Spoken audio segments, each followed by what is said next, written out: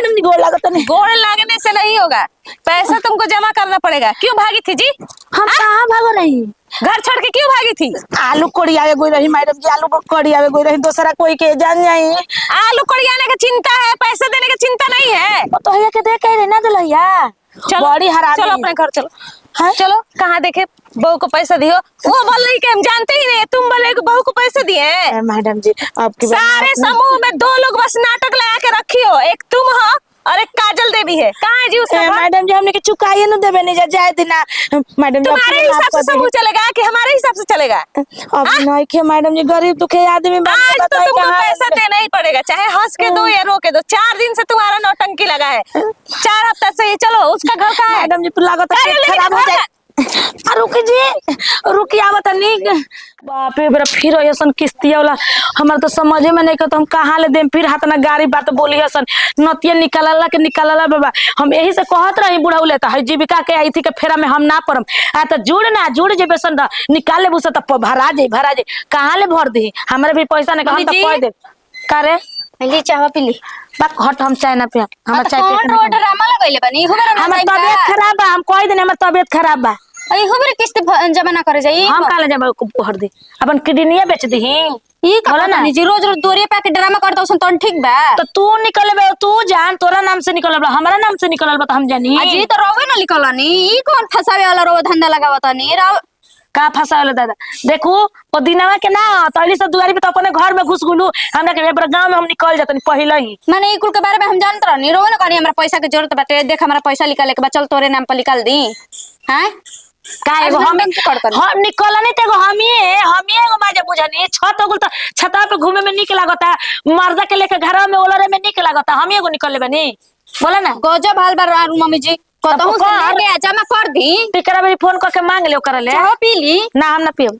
हमार तबीयत ठीक नहीं के कह दिए और ये सन तो कह दे मम्मी जी नहीं की। हां तोरा जब बतियाए में तू बतिया ले। हम तो कह देम घर में बाड़ी जाई जा। हम घर में रहबे ना करम। घर से गांव में से बाहर निकल जातन खेत बादारी में होने बैठल जले 4 ना बजे 5 ना बजे तले हम अइबो ना करब। तब तोरा गजब सास बानी। बेटी पुतोई के फंसा देहिम घर में रहे सो हमनी के कौन जवाब देवे के जी? काहे हम ही फंसी, हम ही गाड़ी सुनी कैसे ओदने फोर गाड़ी देत रहे। हम मौगी आई रहे जवान। हां तो दिही ना ओकरा पैसा के जमा कर दी ना दिही गाड़ी टाइम से। हम काले जमा कर दी तो हनी के चेत नहीं के हो एगो नतिया बेटा निकल के निकाल कमा में अपन सिंगार उतर दी काहे रान मुसमत बनी। हां तो चाहिए इज्जत कर लिया सन तो हेरो हो जाना। हां तो कल सन तो हनी के रोड पर आबुसन हम रोड पर हम एमे का बा हम चल नहीं जाने हम अइबे ना करबे बेरा घर। कहीं में बुढ़िया इतना ऐठे लेनो का कहेगा जहिया लेवे के रहे ना तहिया कहत नु चले पतैया हमारा लाज बचा दे, हमारा लाज बचा दे। आए और जब हमारा नाम पर लिखल लेली तो कैसे फसावे वाला धंधा लगैले बड़ी। ऐसे ने सास होखेली सन आ बता के देतनी बना के खाली हो भाई। सब शौक श्रृंगार कोई लू फीका पड़ जाता। कहेला आदमी की शौक श्रृंगार श्रृंगार ना हटे। मर्द निमन ना रही तो कुछ कर लू मन के सुख थी ना हो कि खुशी मन में ना रही। आए इतना आदमी सोचता कि अब सुधर जा सब सुधर जा काहे सुधरियन। आए पेनर हो सब बियाह गवन सब खराब हो जाता टे। आज जाए के बाटे बियाह में पेन ओढ़ के रेडियो भइल बानी मन में कवनो खुशी नहीं खे।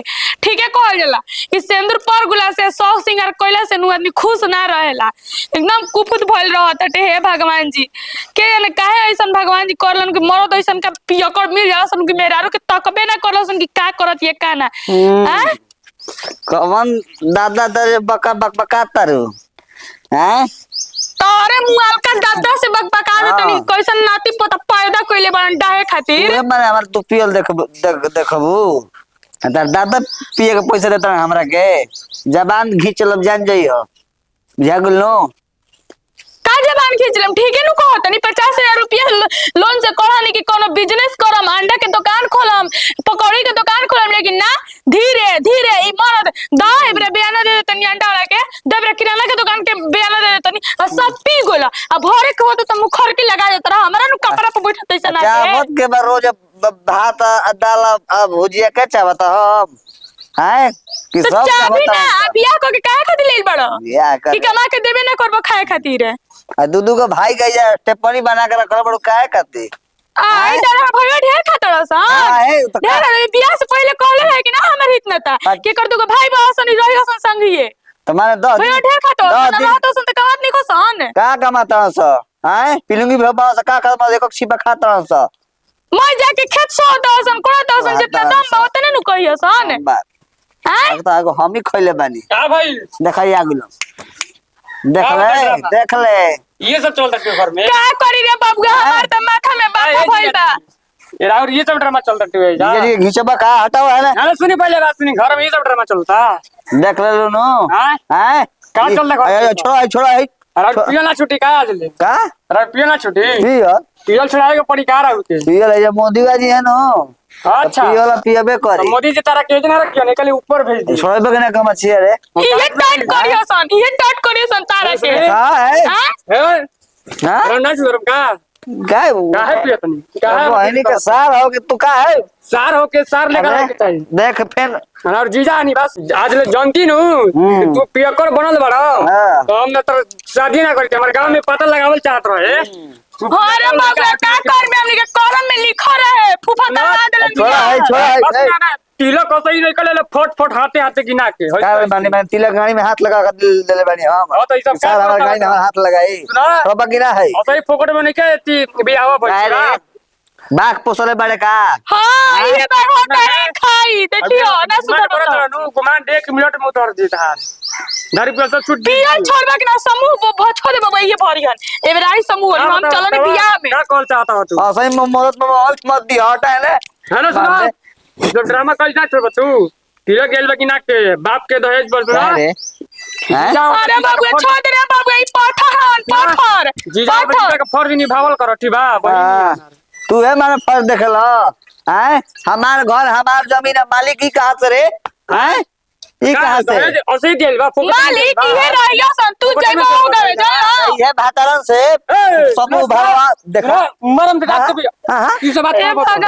मरम के डाक भी बात कहबो ई सब तो बाबू छोड़ दे बाबू छोड़ दे खाना के अभी बड़ा खाना के रे मोबाइल दे खाना के बड़ा अपने अरे अरे बड़ा जो नंबर बतू नंबर बतू तो कहियो पुलिस के बुला पुलिस के बुलाओ का कॉल चाहता तू बढ़िया अरे हां ना जा हो जा रंगदारी का कोई है दादा हैं और अभी बड़ा अपने देखा सब छोड़ मैं तू कमा के ले अभी समूह भरे के बाद 900 रुपया बुझाइल कि ना अरे बाबू अरे बाबू एती लगदा डरवारी तो अरे बाप रे मार दे कि मैं रसगुल्ले खाई रसगुल्ले चबी है ओए रे नतिया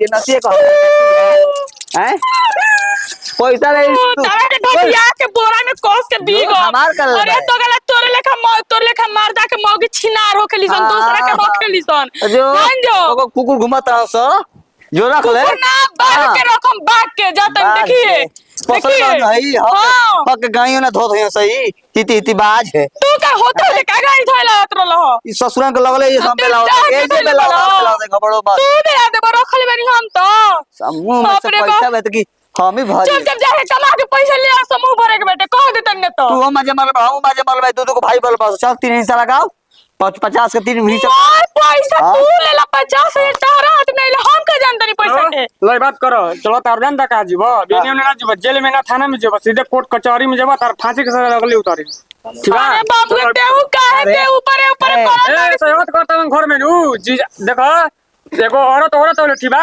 पति महादेव के लटुए तो महादेव का फर्ज निभावल करो आ ज्यादा औरत मत करो तू हां ठीक बा अयो दादा लाज लागे के चाहिए हित चुकी लागे सिखावता लाज लागे के चाहिए ना हम कही का माना कइले बता ना के ना बढ़िया समझा दो आदमी के अगर ना समझिए नु तो हम भी आवत नहीं समझ में कि ना तू जो बाबू बेटे हाथ जा को थाना में ससुरारी है जा अरे ठीक बा ना का है थाना वाला के बहिने से बियाह कर ले बड़ा का सुन समूह में तोर नाम बा तू समझ पैसा तू भरबे क्या करबे हां तो तोहरो नामनी में नाम बा इहो जान लो नामानी में नाम से का हो गइल गवाह के कुछ ना होला गवाह कहे कि हां हजूर सही है गलत है बस अतने माल माजा माल तू भरब हम ना भरब हम मरम जीवन में दादा तोरा लेका सुंदर छोकरी हम बालिका पुत्री ले आके खड़ा कर दे जान जाई है पियो कर दस पे ये क्यों कर अभी नहीं का अभी जाते मार के आई तब देखी कौन नहीं काना के लिया के रख लेबो चढ़ के बियाह कर लेबे भले मंदिर में 5 गो हम नहीं चला रहता सोचत रहे कि महल में हम स्वामी जी कही रजऊ कही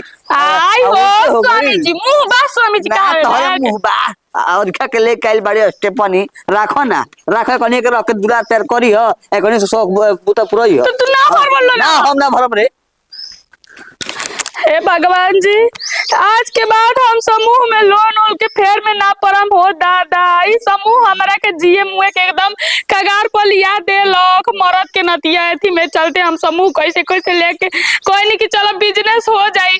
ई पियकड़ा से पिए जेकरा घर में मरद पियकड़ हो गेल ओकर कहियो एथी होई दादा। हमारा एकदम कुबूते का पार फाटत है दादा। होते भाई बड़ा सब पढ़ाई लिखाई हम का करिए भगवान जी, उठा ले जाओ दादा। आप ये लोग ना दिमाग खराब करके रख दी है। एक सुबह से हम दौड़ रहे हैं कहाँ से कहाँ पैसा लेने के ले रही है और किसी का पता ही नहीं है। किसी के घर में कुछ हो गया है तो किसी के घर में कुछ हो गया है, पागल करके रखी लोग। जब नहीं देना था पैसा तो क्यों समूह में जुड़ी। आज ना इस सब लोग का क्लास लगा के ही छोड़ेंगे हम। चलो अब पहले तो यहाँ की ऐसी औरतें हैं ना कि साथ में बोलो जाने के लिए तो कोई नहीं रेडी हो रही है। हम नहीं जाएंगे और घुसाने के लिए सबको घुसा दे रही है। उस टाइम तो सभी लोग का नानी दादी रह रहा है, पैसा लेने के टाइम में हमारे सर पे थोप दी लोग। यही घर बताई थी ना शायद, हाँ यही घर है, देखते हैं कोई है।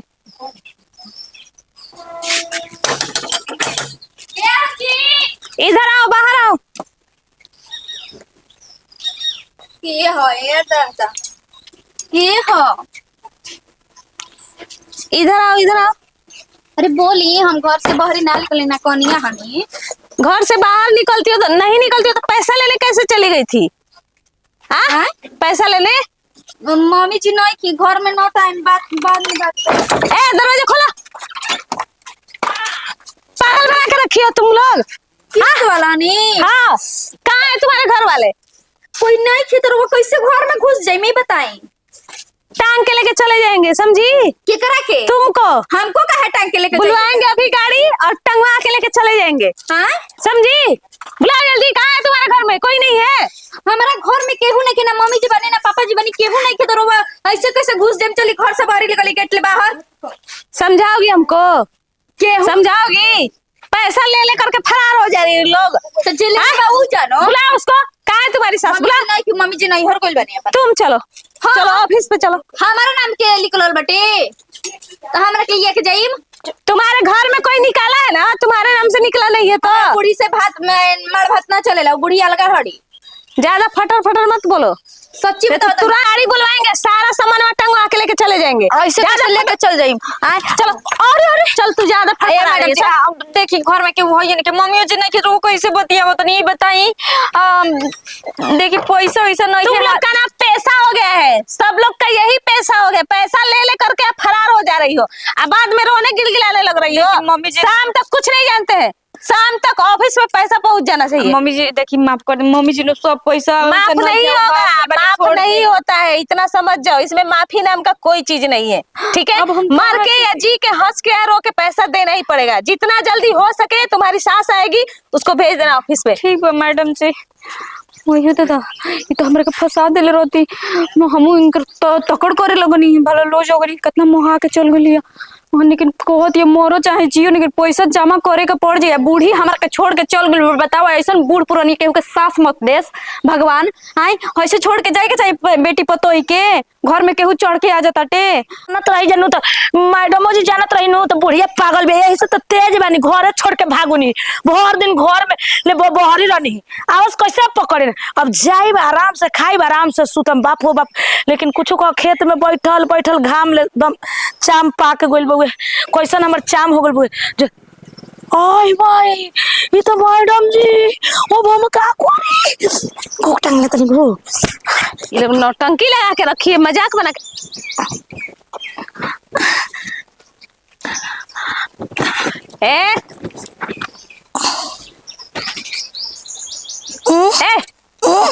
देख लो इसका ड्रामा, देखो कैसे ही ड्रामा की है। लग रहा है कि इसको हम पहचाने नहीं रहे हैं।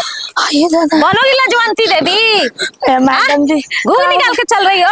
हम घरे ना कोई रही, पतोहिया के पैसा देले नहीं ना दिलैया, का हो गई?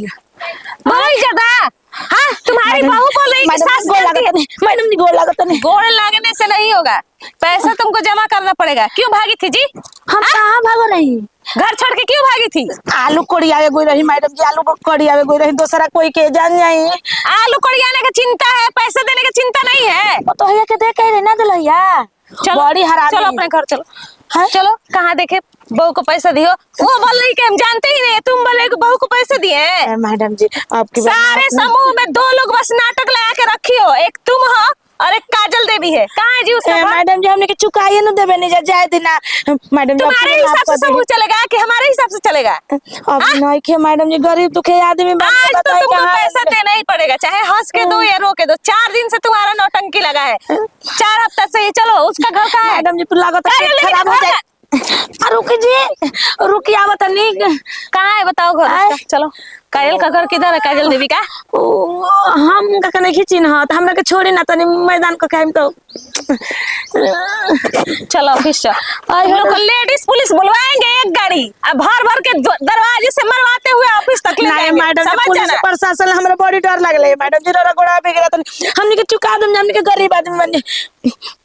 है निकाल।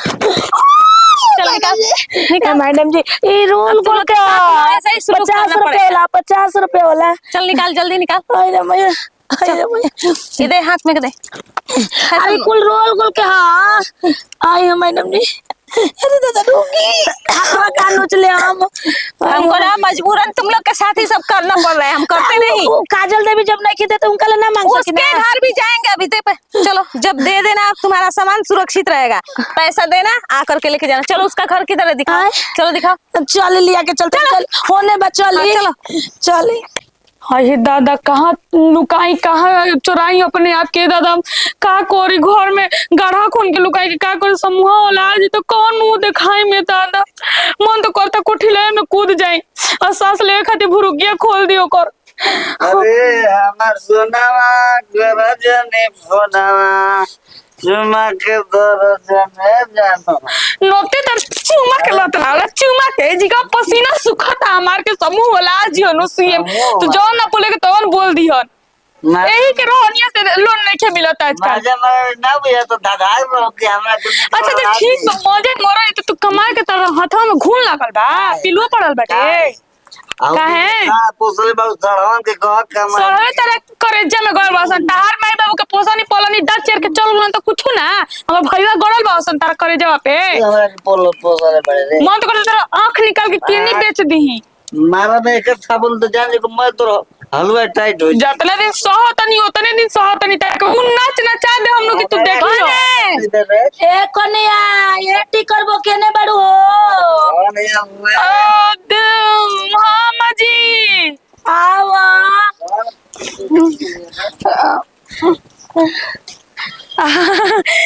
मैडम जी गोल आ तनी। डोंट डिस्टर्ब मी कन्या तोहरो ने ये कौन है जी? आज आज के डेट वाला समूह के नु जाने कि के काम कइले रहन त पैसा मिल जाए तो काल भर दे हम। मतलब पैसा लेके तुम लोग हमको दी है? हाँ मैडम जी क्या हम घर घर घूमेंगे? मैडम। तुम लोग के पास दिमाग नहीं है? जब ना खेले मांगे बात बोली मैडम जी। ए जबान सुधार के बोलो, तू से मां के मारे लो मेरे से ना हिसाब से बात करो। मैडम ये के लौरिया ना कोई हमारा बड़ा मैडम साहब कौन है रे 2 मिनट में ना तुम्हारा नसा झाड़ देंगे। बोलेगा तुरंत बुलाएंगे पुलिस, अभी तुम्हारा नसा झाड़ देंगे। छोड़े तुम्हारा बाप भरेगा पैसा, कौन भरेगा जी? मैडम जी पियल बड़न का नहीं बुझा मजाक बना के रखा है। इसको चुप कराओ, चुप कर, इसको चुप, इसका मुंह बंद कराओ। पहिला जोन मैडम जी देखी ना हम भर दे और पैसा। मैडम जी हम लिख दो आदमी भर दो जैसे हम कुछ नहीं जानते हैं, हमको अभी का अभी पैसा चाहिए। समूह कहीं से ला करके दो अभी पैसा, अगर इज्जत चाहती हो तो। समझ में आया? हाँ? देखी पैसा रहे लेकिन पी को लहन जाके मैडम से हम लेने से पहले नहीं सोची? तुमको नहीं पता था कि तुम्हारा पति पीता है? काहे पैसा ली? हाँ कन्या हाँ? बता पहले समझना चाहिए ना। अरे जान तो नहीं कर्जा हम लोग हम प्यार से समझा रहे हैं, समझ में आया? और गोड़ पर गिरा तनी देखो, मैडम जी और गोड़ खड़ा हो, खड़ा हो, खड़ा हो। यहाँ पे पैर पे पड़ने से कुछ भी नहीं होगा। ये ना सरकारी पैसा है, तुमको देना ही पड़ेगा। अगर नहीं दोगी तो फिर 2 दिन के बाद पहुंचा देंगे। 2 दिन के बाद 15 दिन से ड्रामा तुम लोग काम कर रहे हैं। कल पहुंचा देंगे जरूरत चलो 9 बजे पे। तुम्हारा तो टेंशन नहीं है, तुम्हारा सामान लिए है ना, तुम्हारा टेंशन नहीं है। तुम जब तक पैसा नहीं दोगी तब तक मिलेगा नहीं। जाए मैडम जी, क्या कह रही हो? बोलो जाए तब बोलो, जेल जाओगी कि पैसा दोगी? मैडम जी हमरा पैसा देवा है कि बाप ले ले मैं तो हम ही न दे, बस कुछ दिन के मोहलत दे दिया। मैडम जी हम तब चलो चले निकालो। ए इधर आओ, है निकालो। हां ये मैडम जी निकालो जल्दी, सोना लेखा बात निकालो जल्दी निकालो। वो हमको समझ में आता है क्या रोल गोल है क्या सोना है। चलो निकालो इधर। देखिए मैडम जी ढेर इस पैसा कान का निकालो, कान का निकालो, जल्दी निकालो। सिंगार ना देखना और दिखाना अपने पियक्कड़ पति को, हमको नहीं दिखा रहा है। जी रौरा को अरे जल्दी करो। सुहागी नौरत है निकल लगा के रखी हो। तुम लोग का ना मजबूरन हमको यही सब करना पड़ेगा। लोग कहता है कि एक औरत होके औरत का दर्द नहीं समझते। जितना हम समझ रहे हैं ना उतने तुम लोग मेरे साथ नौटंकी कर रहे हो। गले का निकालो मैडम। जल्दी निकालो, मेरे पास टाइम नहीं है और कहीं जाना है। निकालो जल्दी। ठीक है मैडम जी, लेकिन ढेर पैसा हो। हम लोग सोच करके दे रहे हैं कि जाने तो गरीब है, कुछ बिजनेस करेगा, लोग आगे बढ़ेगा। और तुम लोग का नौटंकी अलगे लगा रहता है। हाँ, जब पैसा लेकर के आना अपना सामान लेके जाना, ठीक है?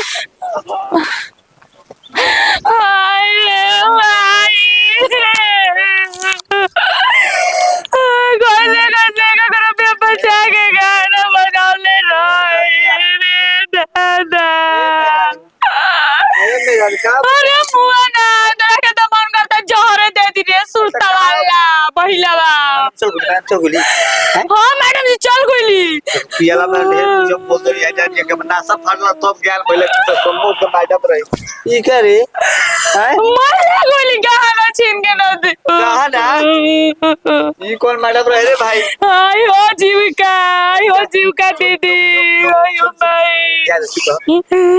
चुप रह बात मानो। पति से गाना बना पति से के कौन बात नहीं है।